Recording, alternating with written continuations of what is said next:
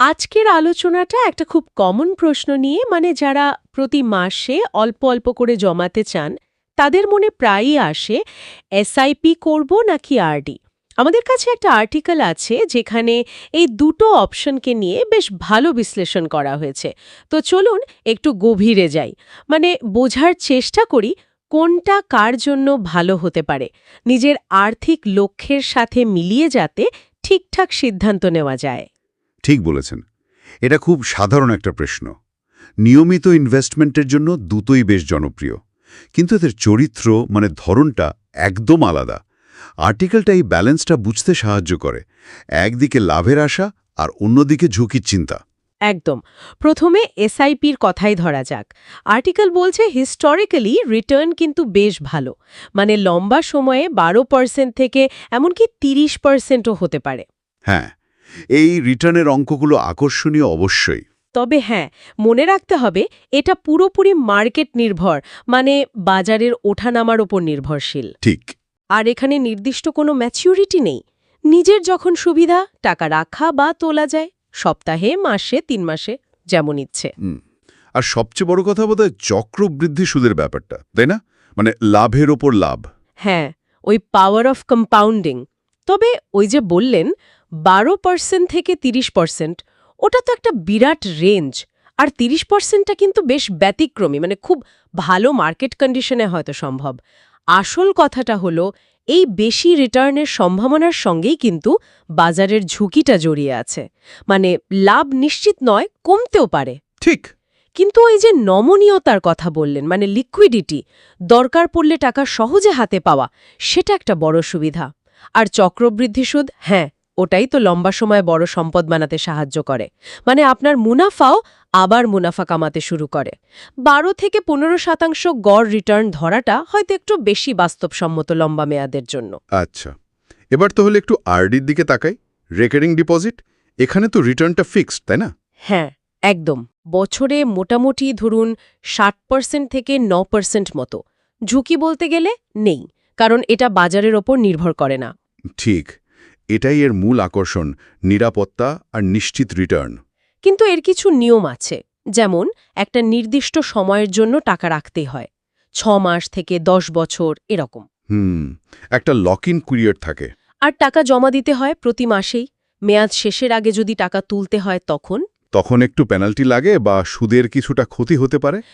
এসআইপির মতো অতটা ফ্লেক্সিবল নয় এটা। তার এসআইপি জোর দিচ্ছে গ্রোথ বা বৃদ্ধির ওপর, আর আরডি দিচ্ছে সুরক্ষার ওপর। একদম, অনেকটা কচ্ছপ আর খরগোশের মতো। আরডি হল কচ্ছপ, ধীরে ধীরে এগোবে, কিন্তু লক্ষ্যে পৌঁছানোটা প্রায় নিশ্চিত।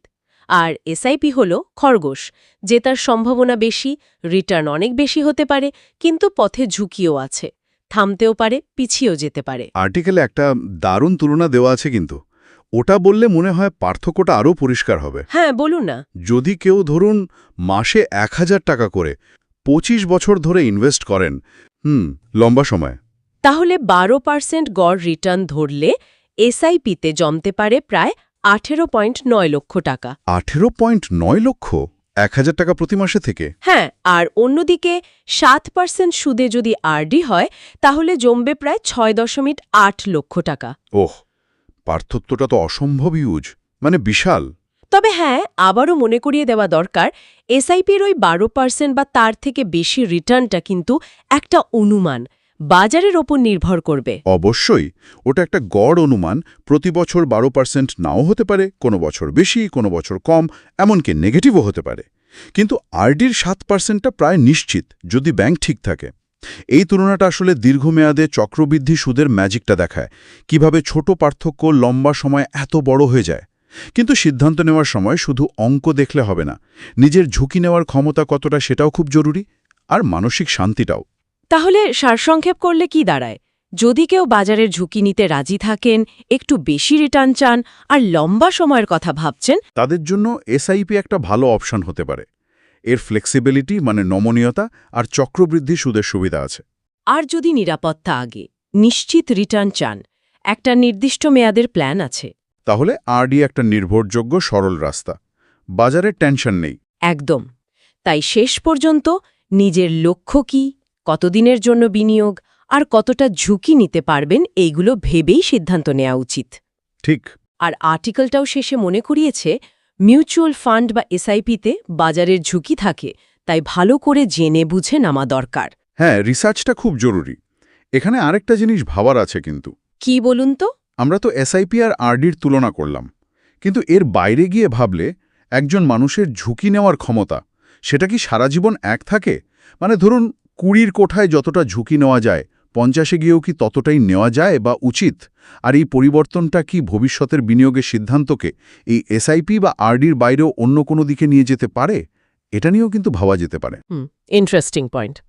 এটা নিয়ে অবশ্যই আরও আলোচনা হতে পারে। আজকের মতো এখানেই শেষ